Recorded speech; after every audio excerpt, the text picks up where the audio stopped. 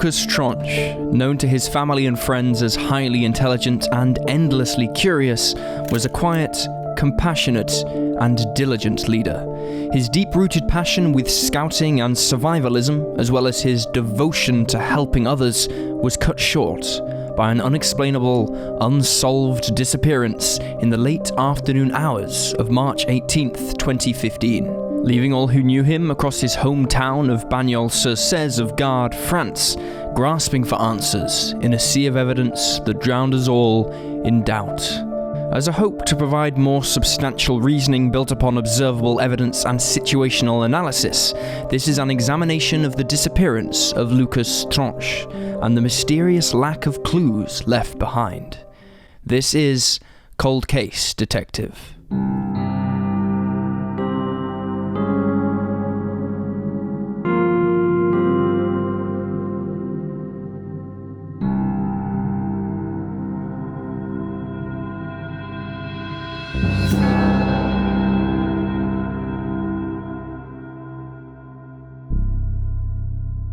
Lucas Tronche was born on April 18th, 1999, to parents Eric and Nathalie Tronche in the Gard department of southern France. Lucas joined 3 older brothers, all integral parts to the close-knit Tronche clan, with a younger brother born a few years later. To support a quickly growing family, both Eric and Nathalie secured engineering jobs with the French Alternative Energies and Atomic Energy Commission. The complex work turned over a steady income for the Tronche couple and allowed for a comfortable youth for both Lucas and his siblings. At a young age, Lucas displayed a natural gravitation towards the outdoors, the natural world, and all living things in general. He loved spending time out in the open air, learning as much as he could about the environment around him and the earth at large. When he was just a young lad, Lucas became a junior scout as an extracurricular activity and began a multi-year scouting journey that would last into his teenage years. Through scouting, Lucas learned basic survival skills and wilderness wisdom. He also gained vital life skills such as the importance of charity and volunteering, civil servitude, and responsibility. Lucas was a natural scout, born to guide others while constantly finding it in himself to make himself proud, never disappointing his parents, teachers, or instructors. Despite his tireless work ethic and devotion to scouting, Lucas was considered a very well-rounded child, balancing education with his various interests. While he wasn't the most talkative kid, Lucas did enjoy competing in sporting events with fellow teammates, especially badminton. Alongside his brothers, Lucas was also an avid swimmer. While it wasn't his absolute favourite pastime, he did attend swimming courses throughout his youth and into adolescence, refining his athletic prowess. And to top it all off, Lucas's determination and undying pursuit to be great brought him success no matter what endeavour he was given, earning him well-deserved confidence in all he accomplished. Considering Lucas spent most of his time playing sports or going on adventures with fellow scouts, many figured he would be an extremely outgoing, extroverted teenager, but in fact he was anything but. Many friends and family around the 15-year-old boy described him as introverted, keeping to himself as he ventured out into the world. Lucas wasn't displaying a cold shoulder though. Many of Lucas's closest confidants said Lucas was intrinsically connected to all living things, including other people. He cared deeply about his brothers, his parents, and his friends at school. He was quick to look out for those in need, and never shied away from sacrificing time to assist someone on their training or special project. Lucas's compassion and natural empathy was best exemplified through his connection and passion for animals, spending his last few years researching biology and prepping for veterinarian school post-graduation. He entered his first year at the 3-year French high school system with the Tri-Perfect plan. Scouting, swimming, and science would provide goals and professional development throughout his last few years of schooling, and would launch him into his dream career as an adult. Everything was set up perfectly, until one afternoon's series of mysterious events changed forever the trajectory of Lucas's promising life. Let's now turn to a timeline of events that led up to Lucas's baffling disappearance. A couple of months into 2015, sometime in the middle of February, Lucas Tronche finds newfound troubles going to sleep. He tosses and turns in the night, as observed by his father, Eric. As the month of February wears on, the Tronche family leaves their home in Bagnols-sur-Cèze for a ski trip in the mountains. Despite it being one of Lucas's favourite vacations, he acts particularly melancholy whilst away, again noticed by his father Eric, when Lucas barely eats anything for a couple of days in a row. However, Lucas's appetite returns 2 days into the trip, and the family goes about the vacation as normal. Fast forward a month later, on Saturday, March 14th, and Lucas spends the day with extended family members, including a cousin he rarely gets to see, but loves hanging out with. That night, through Sunday, March 15th, Lucas joins his scout troop for a weekend camping getaway, independent of adults. When he returns that Sunday evening, Lucas tells his father that he had a great time and was overall delighted with the experience, back to his jovial, optimistic self in the eyes of Eric. The following school week begins, and on Monday and Tuesday, March 16th and 17th, Lucas attends school per usual, without any hassle. On the evening of March 17th, Lucas participates in his weekly badminton training at Coubertin Gymnasium. Neither the other athletes nor Lucas's instructors notice anything askew that Tuesday. Again, he returns home in a superior mood and tells of his excitement to Eric before bed. The following morning of Wednesday, March 18th, 2015 starts out like any other. The weather is clear and pleasant for the incoming spring season. The Tronche family all awakes by sunrise and engages in their daily routine, getting dressed, eating breakfast, and preparing for school or work. Eric and Natalie round up their 3 sons who are still living at home, 15-year-old Lucas, 17-year-old Valentin, and 10-year-old Arthur. At precisely 7:45 a.m, Natalie drops Lucas off in front of school on her daily drive to work. He makes his way to class and throughout that morning does his routine coursework, showing no signs or signals of distress or that anything is out of the ordinary. His peers find him in good spirits and quite happy. At around 12:20 p.m, Lucas returns home from his studies and eats lunch in the kitchen. He is joined by Annick, the nanny of the youngest Tronche brother, Arthur. Annick tells Lucas that Arthur is invited to a friend's birthday party that afternoon, but that Valentin doesn't want to accompany her to Columbia, the residential where the party is taking place, and only a few kilometers from their home. Lucas agrees to join her and Arthur at the party, and they prepare to leave. A few minutes later, Annick points Lucas to a €20 note on the counter left behind by Natalie so they might buy a gift for Arthur's friend. On their way to the party, Lucas buys a gift worth €7 and pockets the remaining 13. Between 1 p.m. and 2:45 p.m, Lucas attends the birthday party with his brother Arthur, again showing no hints that something is amiss. Around 3 p.m, Lucas returns home. A few minutes after their return, Annick goes home by herself, leaving Lucas with his brother Valentin, who busies himself playing on the family's computer. About an hour later, at 4 p.m, Lucas comes downstairs from his bedroom for a snack. He then goes outside and sits by himself while doing something on his phone. Valentin watches him through the window, but cannot discern exactly what Lucas is doing. The family's phone provider said his mobile data is accessed around this time, including the popular photo messaging service of the time called Snapchat. However, it's unknown if this is exactly what Lucas is using during his snack break.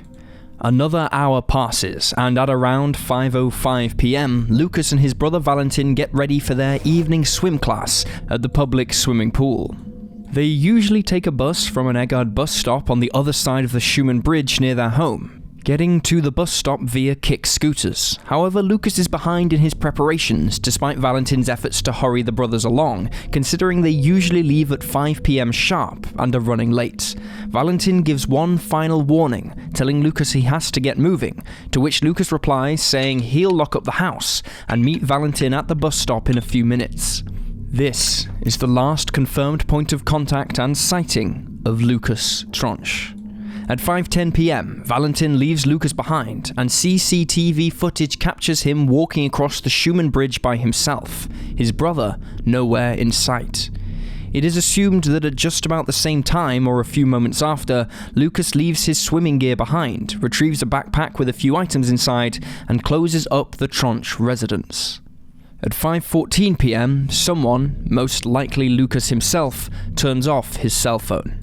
Sometime between 5:15 and 5:30 p.m, one of the Tronche's closest neighbours, a woman by the name of Madeline, spots a young man walking by the front of her home, dressed in a beige, grey jacket, heading in the opposite direction of the swimming pool, bearing a slight resemblance to Lucas.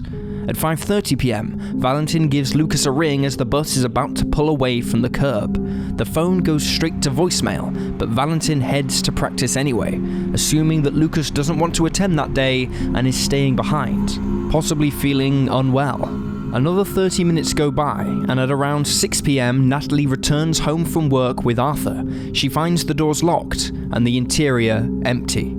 2 hours pass, and at 8 p.m, Natalie drives to the Eggert bus stop to pick up Lucas and Valentin, but arrives only to find Valentin. He tells his mother that Lucas hadn't shown up for swimming practice and assumed Lucas just missed the bus and decided to stay home instead. Natalie tells Valentin that she'd been home the last 2 hours and saw no sign of Lucas. She then calls the local accident and emergency departments to check and see if maybe Lucas got in an accident and was admitted to a nearby hospital. When this fails to turn up results, she instead contacts various friends of Lucas, but none of them have any useful information. Finally, Natalie makes a report to the police, and they immediately launch a missing persons investigation. At 11 p.m, Eric returns home from work and learns of Lucas's disappearance. He joins the investigative efforts as a manhunt begins. Nothing noteworthy pops up on law enforcement's radar until the following day, when at around 12:15 p.m. on Thursday, March 19th, a 35-year-old neighbour by the name of Stephanie spots a young man dressed in red running across her front yard while she irons. She tells police that the man was running in the direction of the vineyards and happens to only be about 500 meters from Madeline's sighting the previous afternoon. Stephanie describes the young man as slender with fair-coloured hair and mentions her intrigue at the idea of a young lad running by his lonesome. A cadaver dog is sent to that exact location later on, but can only track the running man's scent for about 1 kilometer north. Later that day, at around 6:30 p.m. on March 19th, a close family friend of Eric and Natalie Tronche, a man by the name of Ratchid Gamry, joins volunteers as they canvass the areas around Bagnol. During their search, Ratchid sees a unique shape at the top of a rocky peak up ahead in the distance. He alerts the group, and they all decide that the shape is the silhouette of a person standing atop the formation. Ratchid attempts a photograph, but because the sighting happens at dusk, the lighting is too dark to identify the figure. Instead, Ratchid and the others scream Lucas's name and walk closer to the rocky formation. However, as they advance, the figure stands up and walks away, disappearing into the twilight. Over the following days of the initial disappearance, French soldiers and a combined 1,500 search and rescue volunteers patrol a 4-kilometer radius surrounding the Tronche residence and the River Cèze. This includes countless cadaver dogs, professional underwater divers, and helicopters equipped with both night and thermal vision capabilities. These efforts are followed by a massive social media campaign, pleading for the public to help keep an eye out for Lucas, as well as a healthy distribution of missing person posters. As one of the first forensic methods used in the hunt for Lucas, detectives used luminol to clear the Tronche household of any blood or DNA evidence left behind after a few more days of investigating. The luminol reveals slight traces of blood near Lucas's bed, but those traces are brought in for further examination to make sure the traces are in fact blood and not other cleaning chemicals. Before the month ends, at 10:30 a.m. on Monday, March 23rd, a group of search and rescue volunteers claim they spotted Lucas in the hills above St. Gervais watching the vineyard workers before bolting into the woods, similar to the rocky peak sighting made by Ratchid Gamry. Later that same day, investigators received their most peculiar sighting lead when at around 5 p.m. on March 23rd, an anonymous 24-year-old man rides his motorcycle and sees a lonesome teenager walking along the deserted paths around Bagnol-sur-Cèze, holding a rucksack heading towards Esprezon, a small hamlet. This unidentified man, an experienced cannabis user, knew that marijuana plants were hidden around these pathways and wondered if the teenager knew it too. The motorcyclist keeps watching the boy as he rides behind him, but eventually turns around when the teenager takes a different path and walks out of his view. 2 days later, on Wednesday, March 25th, the same anonymous motorcyclist walks into a bakery and sees Lucas's photo on a missing persons flyer posted inside. He immediately connects Lucas's profile to the identity of the lonesome teenager and alerts police. Police bring in the man for questioning, but the tip provides no major findings. Another few days pass, and on Saturday, March 28th, law enforcement receives one final sighting after a teenage boy and his father call in to report potentially spotting Lucas during an afternoon stop in Les Pontettes of Valcus. They say a boy appearing to be Lucas was accompanied by an older woman of about 45 to 50 years old, but police investigate and claim the lead is a dead end. It doesn't take long before law enforcement decides Lucas's disappearance is most likely a kidnapping incident, and on March 30th, the district attorney opens an official judicial investigation revolving around abduction and/or illegal confinement. These theories revolving around foul play are agreed upon the following month, in April of 2015, by Lucas's parents, Eric and Natalie, who tell reporters their son displayed no signs of running away, mental illness, or suicidal thoughts, and are convinced a kidnapper is involved. This launches a campaign of multiple television appearances by the parents, pleading with the public and viewers all over the world to join them in the search for their son. 6 months later, in October of 2015, detectives receive what they think is a major break in the case, when the Tronche family starts finding a series of letters addressed to them from an anonymous sender, who writes to inform them that Lucas is in good health and that they shouldn't worry. These letters continue until the following summer, when on July 12, 2016, the writer and sender is caught on CCTV at the sorting office submitting another letter. Police move in to arrest the sender and find he is a 57-year-old mythomaniac from Valence with absolutely zero connection to the case. The man is still incarcerated and sentenced to prison for at least 1 year. The last major clue uncovered by detectives occurs in December of 2016, 21 months after Lucas disappeared. The National Police of France unveil a composite sketch of a man who had been seen by witnesses walking past the Tronche's house the day he went missing. The man is described as 5 foot 6 inches, in his 40s, bald, with tattoos on each forearm.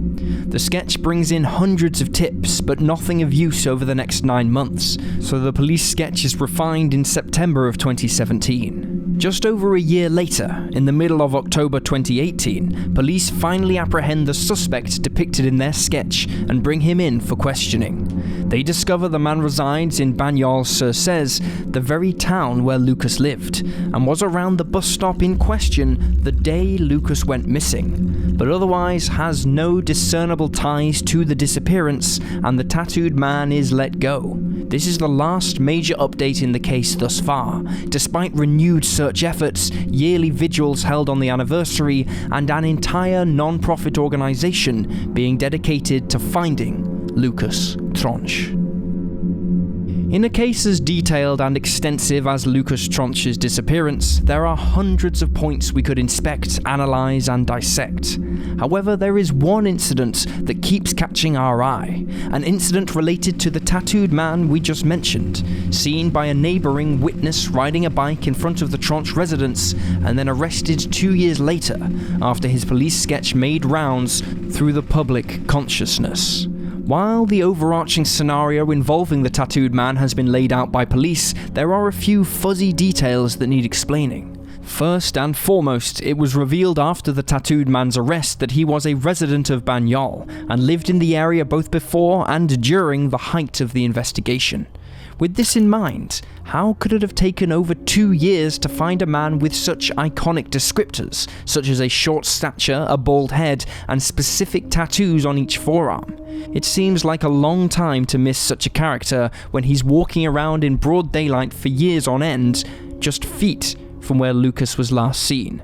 With that being said, it can be argued that a man who just so happened to be walking through Lucas's neighborhood could be nearly anyone, and could have been just passing through the area, meaning the man seen that morning isn't the same man found by authorities 2 years later. We must assume that they questioned their tattoo man in October of 2018 to make sure he was in Banyol on March 18th, 2015, but if he lived in the area, of course the answer would be yes. There are reports that the tattooed man seen outside of the Tronche's home was also seen at the Egged bus stop before Lucas and Valentin took the coach to swimming practice. There exist CCTV cameras around this area. It seems odd that with the technology available, authorities weren't able to apprehend the man sooner. The strange timing isn't the only thing amiss with the tattoo man's story though. A year after Lucas went missing, the French news site Objectif Garde published a 4-part piece detailing the investigation. In their research, they discovered that the neighbor's tip about the tattooed man was at first considered with little importance, despite the fact that a print shop owner had a very strange and unsettling encounter with a potential connection a few months after Lucas disappeared. Objectif Garde interviewed the printer, who gave the following statement, paraphrased and translated from French to English.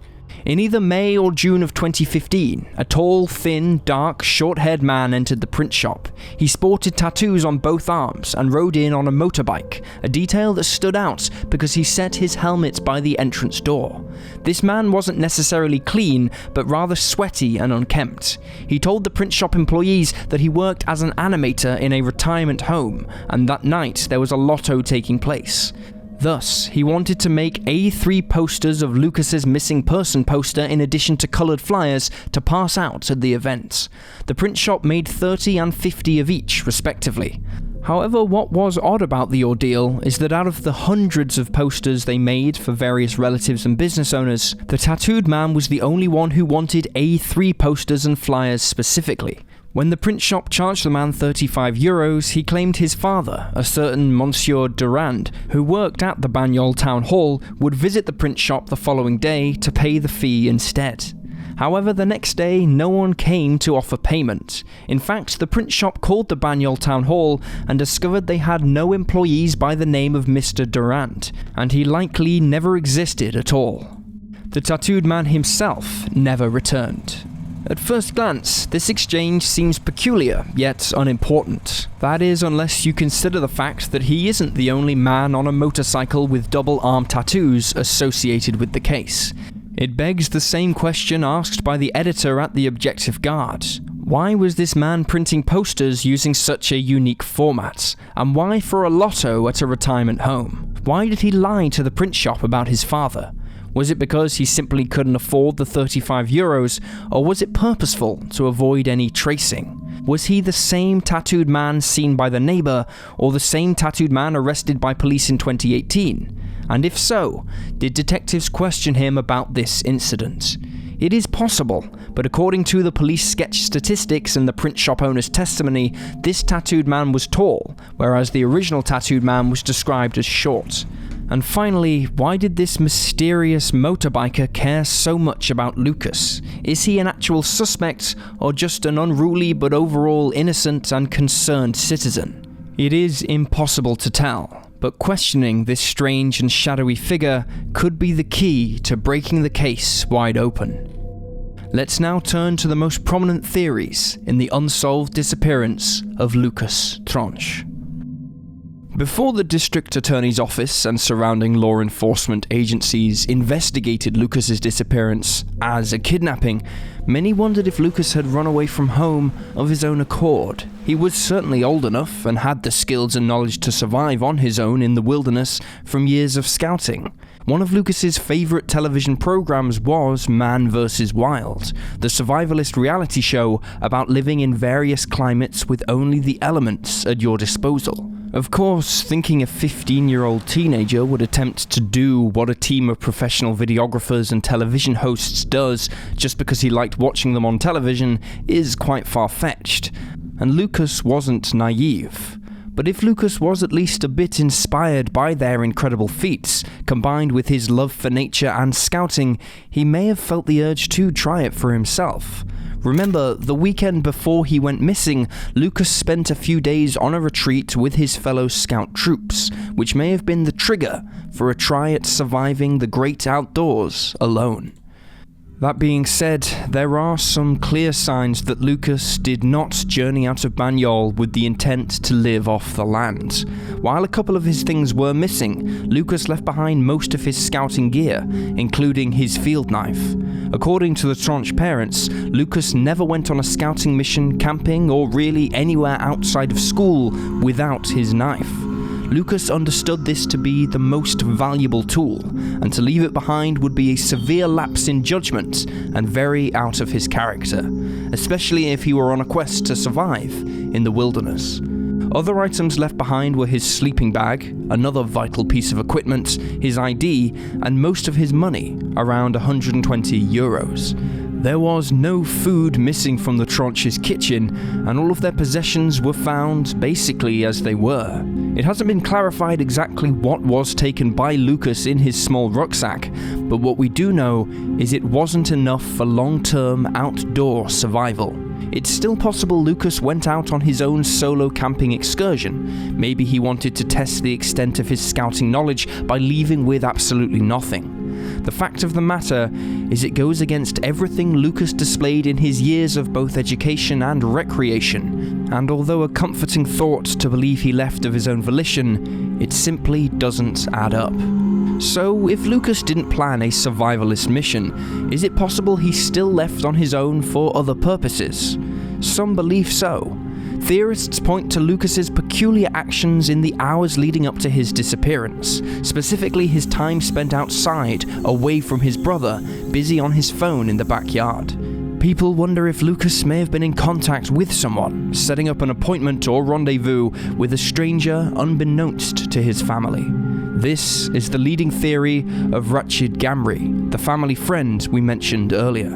Ratchid believed Lucas met someone, either online or in person, and set up a meeting on March 18th. Obviously, whatever happened at that meeting led to Lucas's disappearance. Lucas might have turned his phone off to prevent any distractions or anyone attempting to communicate with him during the appointment, as he was doing so in secret. And if the other person he was meeting intended to kidnap him, he may have instructed Lucas to turn his phone off. But if Lucas had always intended to turn his phone off anyway, why take the phone at all? Lucas may have wanted it on his person just in case something went haywire, but obviously if things did, he never got the opportunity to turn it back on and use it. Sadly, the phone was one item never recovered, its fate resting with Lucas's as well. There are some complicated facets to this appointment theory. It's actually highly unlikely that Lucas met someone online, as he wasn't a fan of social media and had deleted his Facebook account long before he disappeared. Authorities did pull his laptop and tablet as evidence, and after numerous dissections of his hard drive and internet activity, detectives felt there were no digital or web-related leads to be had. The same can be said about his phone records too. While the physical device is missing, the Tronche's telephone providers did perform a scan of his data both prior to and during the day he vanished. They discovered that Lucas did access his mobile data in the hours before 5:10 p.m. on March 18, 2015, but what access this was is unknown. They also determined the phone had not been turned on since 5:14 p.m. of the same day. Another gloomy and disheartening piece of evidence.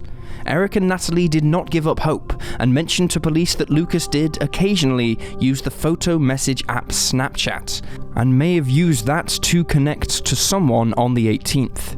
Detectives submitted a request to Snapchat Inc. in the United States to pull his messages from their archive, as Snapchat deletes messages upon arrival on personal devices, but they are stored forever in Snapchat's servers. It took almost a year to retrieve the results, but in early 2016, Natalie informed reporters that the records indicated Lucas did not send or receive a Snapchat message on March 18th, nor was he communicating with anyone out of the ordinary via the app, ending the possibility that he met someone online. Obviously, this doesn't rule out the idea that Lucas met someone in person instead, such as an introduction made by a fellow scout or teammate. However, countless teachers, scout leaders, coaches, family members and friends along with their parents were interviewed, and not once did any of them mention Lucas interacting with strangers or even inviting that possibility. It is certainly not impossible, but from investigative practices undergone thus far, it seems very unlikely. That being said, there is one intriguing theory that stems from the idea Lucas left home under bizarre circumstances, and that involves the theory of the missing stones. One of Lucas's many fascinations was geology, collecting stones and precious rocks in his spare time. Natalie mentioned after he went missing that Lucas was known to leave simply to go and gather stones and search the surrounding areas for interesting rocks. She recalled that in December of 2014, Lucas started coming home with these heavy, funny-looking stones, almost magnetic feeling. Lucas told his parents that he thought he found pieces of a meteorite.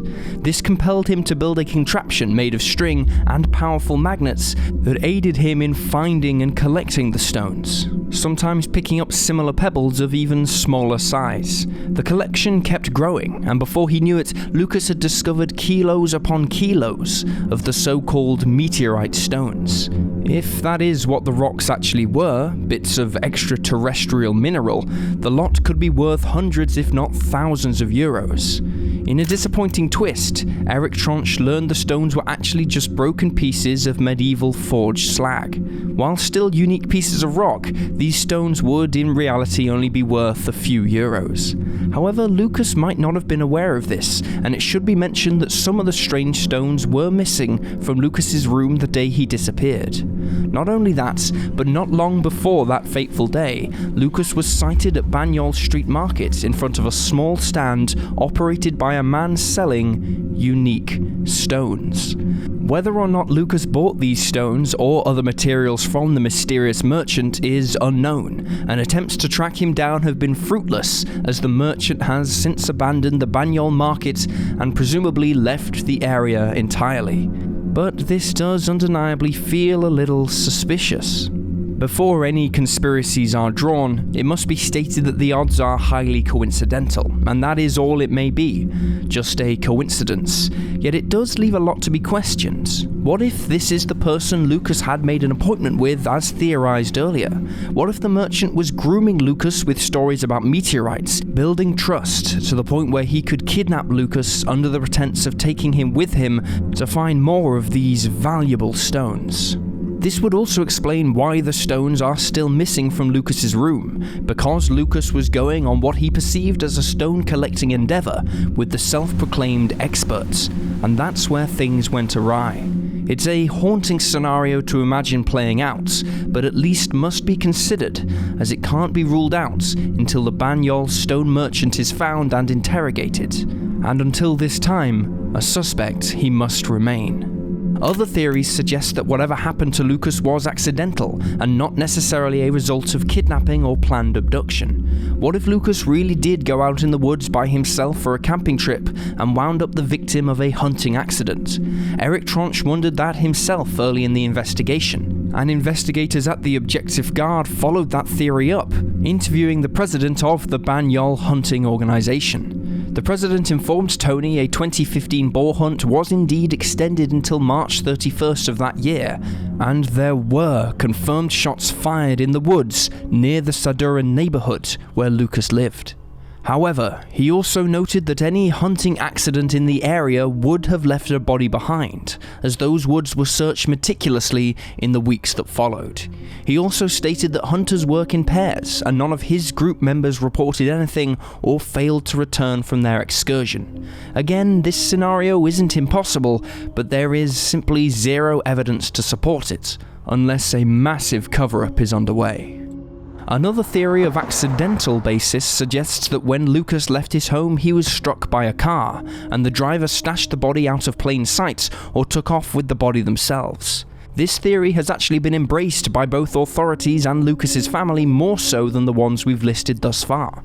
Initially, it may be hard to reconcile with the idea that a human being could kill another by accident and then hide it or never report it, but it is a more common occurrence than we might like to believe. The driver may not have had insurance or simply panicked when they struck a young boy. Obviously, this is inexcusable behavior and reprehensible beyond a doubt, but it is in the realm of possibility. Detectives did investigate this idea by calling mechanics both in and around Banyol and asking them if they had worked on any damaged vehicles in the 15 days following March 18th that may hint at a hit and run.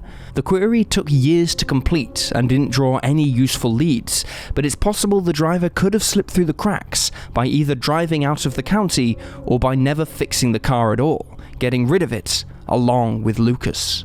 So if Lucas didn't leave on his own volition and his disappearance wasn't an accident or an accident turned cover-up, what else could explain such an inexplicable vanishing? It's generally agreed upon that Lucas was not abducted from the family home. There were no signs of forced entry, there were no valuables stolen, and, as we stated previously, Lucas did take a few items including his phone and locked the door behind him.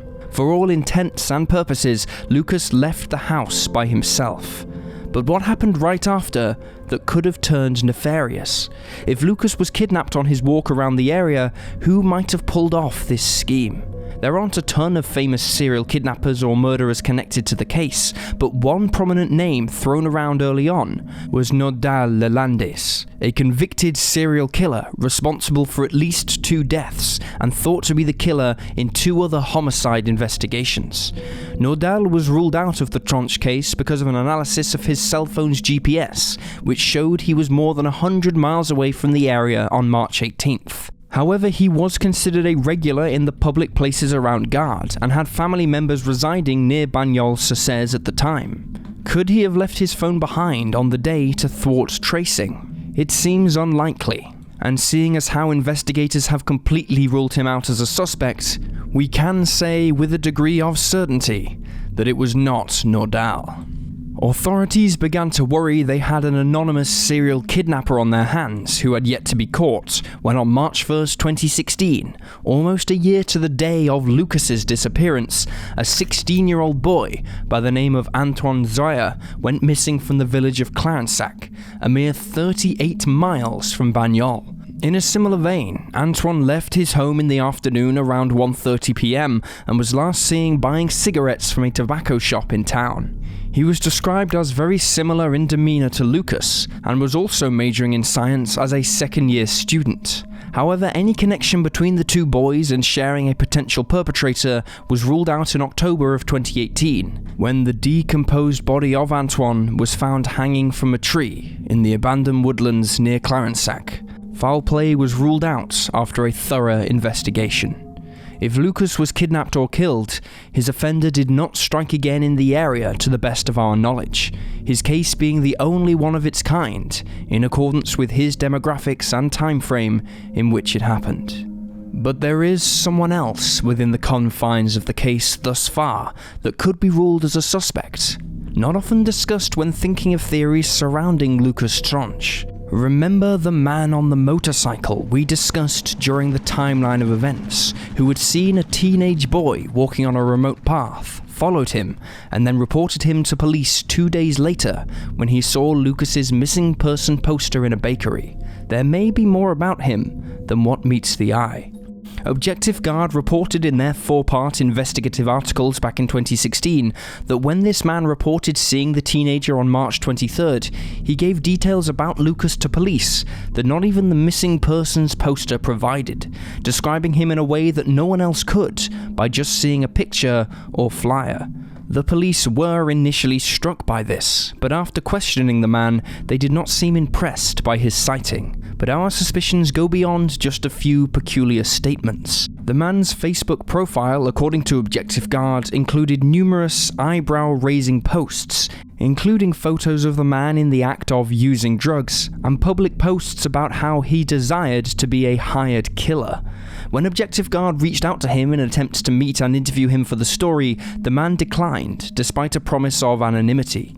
He was the only person to have spotted Lucas who declined to do so, despite the fact that, should his testimony be true, he is the last one to see Lucas alive. Now, certainly none of this is grounds for arrest, or even sufficient to come to the conclusion that the man could be a killer. these case points are circumstantial at best. Sure, there are plenty of incidents throughout history of the killer in a murder investigation returning to the scene of the crime or involving themselves with police or the media for some sick, self-fulfilling purpose. However, it is a rarity. If the man on the motorcycle was culpable in some way, telling the police voluntarily that he saw Lucas would be a catastrophically risky move. That being said, the circumstances are undeniably suspicious. His testimony also raises questions. If that was Lucas out on the abandoned pathways on March 23rd, what was he doing out there for 5 days? How did he survive the 5 nights without shelter, food, or equipment? Hundreds upon hundreds of people were searching for him, looking behind every tree, under every rock in the area surrounding Banyol. Yet he was seen walking in broad daylight a mere 10 kilometers from his home. How did he avoid detection by thermal cameras and helicopter patrols, and trained cadaver dogs and soldiers of the French Guard? It simply doesn't line up. Maybe the man on the motorcycle did see a teenage boy and attributed his identity to Lucas after putting the pieces together incorrectly upon seeing Lucas's flyer. Or maybe his testimony really is the truth. Maybe he truly did follow Lucas into the wilderness.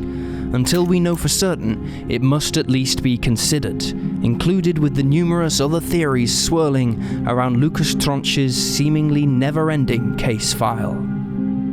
Before we divulge our hypothesis of Lucas Tronche's unsolved disappearance, we want to make it known that our conclusions presented in Cold Case Detective are purely logical speculation based on evidence, circumstance, and factual subtext. We are only privy to the same information presented in each episode, and we do not attempt to promise certainty or an expert guarantee on the findings we reach in closing. We simply observe, research, and report.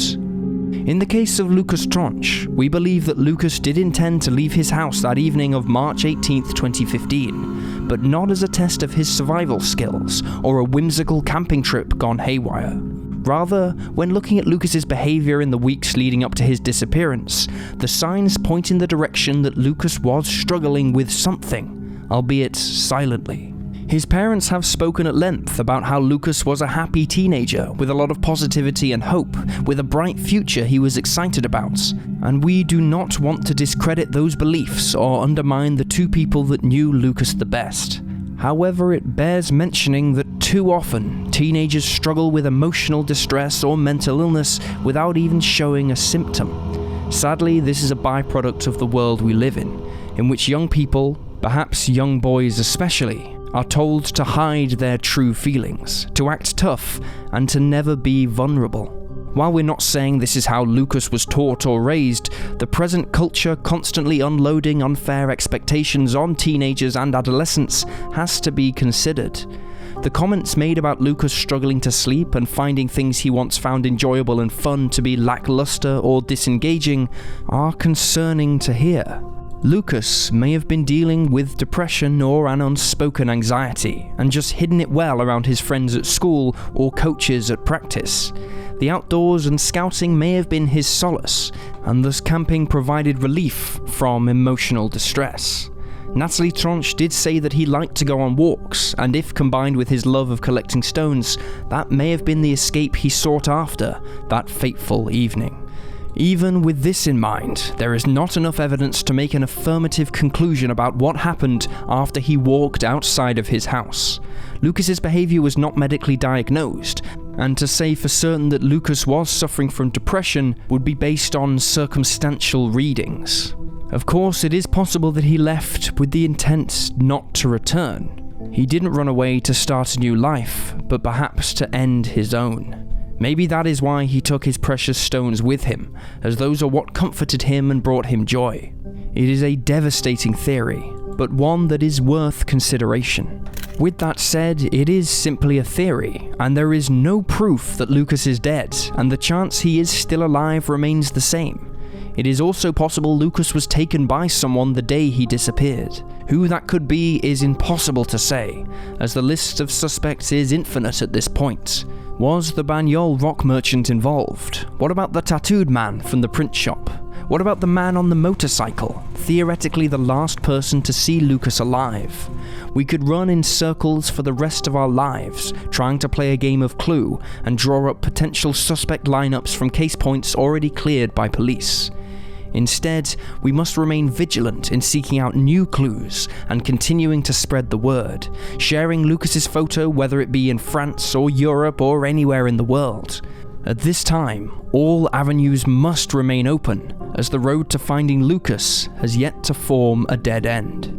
As we walk along that path, seeking answers to bring justice for the Tronche family, it's important to honor Lucas's memory the way he deserves. Lucas was a shining example of promising and precious life. He took each step with purpose and intention, finding the beauty of the natural world and balancing that with schooling and loving friendships and family relationships. Lucas knew how to make others smile, even if he didn't feel like smiling himself. He was a brilliant student, on track to be a brilliant veterinarian. His connection to animals and Mother Nature showed his sensitivity, a heartfelt passion not always seen in people of his young age. Lucas Tronche did not let the world persuade him from chasing his dreams. Throughout his life, he took what mattered most to him and did everything in his power to make it better. Deep down, that is who he was. A person endlessly striving to make the world a better place. People, pets, plants, or even a pebble strewn on an abandoned track, Lucas was there to find the value in everything. We will not remember Lucas as a missing persons case, but as a human, infinitely radiating hope, love, and life. With Lucas's incredible gift for finding beauty in everything in mind, we wanted to close today by saying that if you are struggling with anything in life, be it emotional, mental, or physical, it is okay to reach out to someone and talk about the conflictions or distress you might feel. Mental illness and emotional well-being is too often stigmatized, and it is important to recognize that it is human to deal with these struggles. You are not alone and never will be alone. And we as a collective need to be there for each other if we are to make a change. Life and happiness are worth fighting for. On a similar note, if you know anyone who might be struggling with inner turmoil, even if it's the slightest signs or the subtlest of clues, reach out to them and ask them how they are doing. You never know when someone could need that one person to pick them up. A kind word or a friend to listen can make an incredible difference. Above all, remember that your life is valid. No matter where you are right now, you'll find a way forward and be all the stronger for weathering the storm. This is Cold Case Detective. Thank you for watching this Cold Case Detective documentary. If you'd like to support the show, you can do so by subscribing to our Patreon. I'd like to give a very special thank you to our Chief Detective patrons, Carrie Reitman, Heather Ivanuk, Carolyn Simmons-Croft, Katerina Faustov, Cherub, Daniel Halfstone, Jennifer Babcock, and Nick M. Alongside, of course, everyone who supports us on Patreon. You make what we do possible. Thank you all so much, and I'll see you next time.